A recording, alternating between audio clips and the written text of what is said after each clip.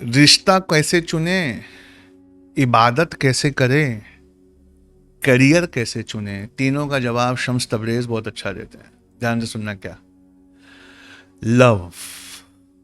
Love is the greatest decision. मैं किससे शादी करूं, किसके साथ रहूं, how do I decide? Do I have the love for that person? Love.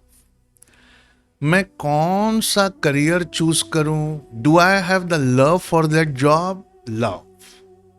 मैं कौन सा बिजनेस करूं, do I have the love and the passion for that business? Without love life में हर चीज बेईमानी है। लिख लीजिए इस बात। विदाउट लव मैं इबादत कैसी करूं, मैं नमाज कैसी पढ़ूं? मोहब्बत के साथ, लव। मैं गुरुद्वारे कैसे जाऊं? लव। दुनिया के हर सवाल का जवाब मौलाए रोम लिखते हैं। मुझे शम्स तबरेज ने बताया कि are you connected with that thing by love? लिख लीजिए इस सवाल को। Am I connected by love? जिस चीज से मैं जुड़ा हूं, क्या उससे मैं मोहब्बत से जुड़ा हूं कि सिर्फ जुड़ा हूं? सिर्फ जुड़ा हूं। Are you understanding? दोस्ती कैसे करें? लव। इबादत कैसे करें? लव।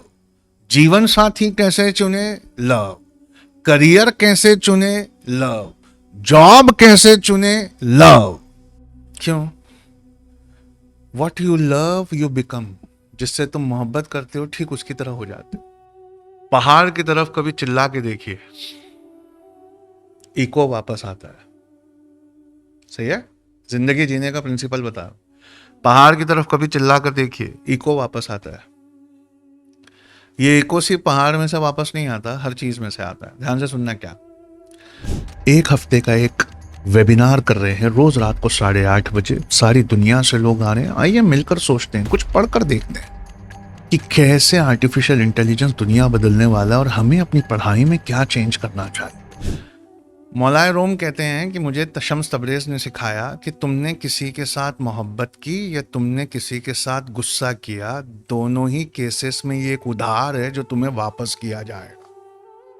किसी से सुलूक करने से पहले इस प्रिंसिपल को पढ़ना है। लिख लीजिए। तुमने किसी के साथ मोहब्बत की, तुमने किसी के साथ गुस्सा किया, बदतमीजी की, दोनों ही केसेस में इसका इको वापस आएगा। दोनों ही केसेस में ये एक उधार है जो तुम्हें लौटाया जाएगा। ये दुनिया एक माउंटेन की तरह है और इको में वो वापस आएगा जो तुम दुनिया से कहोगे। The world is like a mountain and your echo depends on you. अच्छा बोलोगे, इज्जत दोगे, दुनिया पलट कर अच्छा बोलेगी, इज्जत देगी। बुरा बोलोगे, उधार है, दुनिया पलट कर वापस करेगी। तुम क्या सुनते हो इस बात पर बहुत डिपेंड करता है कि तुम बोलते क्या हो। किसी की बेइज्जती करने से पहले एक सवाल पूछना अपने आप से। उसमें लिखा है, जब मेरे साथ मेरी जिंदगी का सबसे लोएस्ट मोमेंट आए तो क्या मैं ये सुनना चाहूंगा जो मैं अब उसको बोलने जा रहा हूं? Would I want this said to me? लिख लीजिए। Would I want this said to me in my lowest moment? जब मेरी बेइज्जती हो, जब मुझे नंगा किया जाए, जब मुझे बेइज्जत किया जाए, क्या मैं ये सुनना चाहूंगा जो मैं अब उसको बोलने जा रहा हूं? इसलिए मसनवी मौलाए रूम जिंदगी जीने का एक बहुत अच्छा तरीका देती है। सुनना। क्या? जब किसी से कॉन्वर्सेशन शुरू करो तो टोन को सेट करो, उससे हमदर्दी जता के। लिख लीजिए। किसी कॉन्वर्सेशन की टोन सेट करना, उसमें ऑनर, उसमें हमदर्दी डालकर, उसमें कंसर्न, उसमें मोहब्बत डालकर बिगिन एनी कॉन्वर्सेशन। पूरा कॉन्वर्सेशन वैसा ही वापस आएगा जैसा आपने शुरू किया। अब मौलाए रोम इसका एक एक्सपेरिमेंट देते हैं जो आपको सुनना है। ध्यान से सुनना। यार मैं एक महफिल में बैठा था यार समीर भाई। हाँ, वहां ना सब लोग एक दूसरे की शिकायत कर रहे थे। मौलाए रोम कहते हैं कि तुम जैसे हो दूसरों की बातों में वैसी ही बातें अंडरलाइन करते हो। तुम जो खुद कहना चाहते हो, you hear your own echo. The mountains they only return what you shout. You hear your own echo. तुम जो कहना चाहते थे वो बाकी लोग कह रहे थे तो तुमने सुना, और भी अच्छी बात की उन लोगों ने, तुमने वो नहीं सुना। तुम्हारा दिल जैसा था, तुम्हें वैसा सुनाई। तो एक लाइन है बड़ी गजब की, इंग्लिश के ट्रांसलेशन में और निखर के आई है कि आपकी ये जबान ब्लेड है या बाम है, आप डिसाइड करिए ये क्या है। लिख लीजिए, your tongue is a blade और बाम।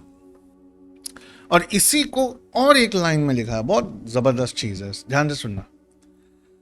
हम सबके दिल आपस में मिले हुए हैं, तुम किसी एक का दुखाओगे, लौट कर आकर वो तुम्हारा दुखाए।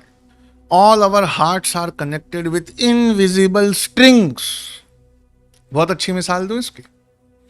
10 बज गए, खूब अच्छी क्लास हो गई, 9:45 तक खूब अच्छा पढ़ाया सर ने, मूड फ्रेश कर दिया यार।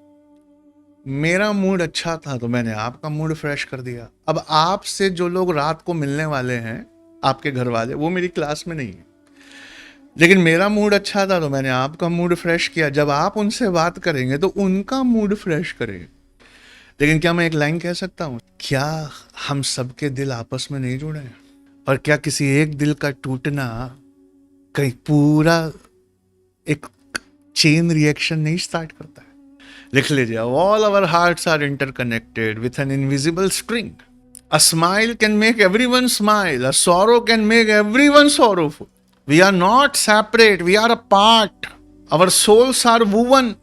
हमारी आत्माएं आपस में, रूहें आपस में सिल दी गई। तो अब अगला अगला लाइन सुनना है जो बहुत अच्छी है। मौलाना रोम कहते हैं कि silence is the language of God. चुप रहना, खामोश रहना, ये रब की जबान। कितनी गहरी बात है। मैं कहां फंसता हूं मालूम है? मैं बिना बोले नहीं रह पाता।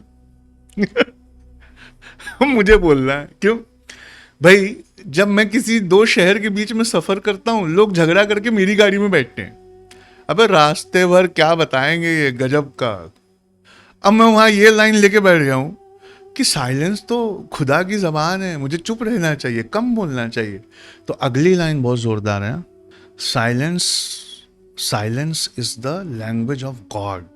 Only speak if you have something more uplifting than silence.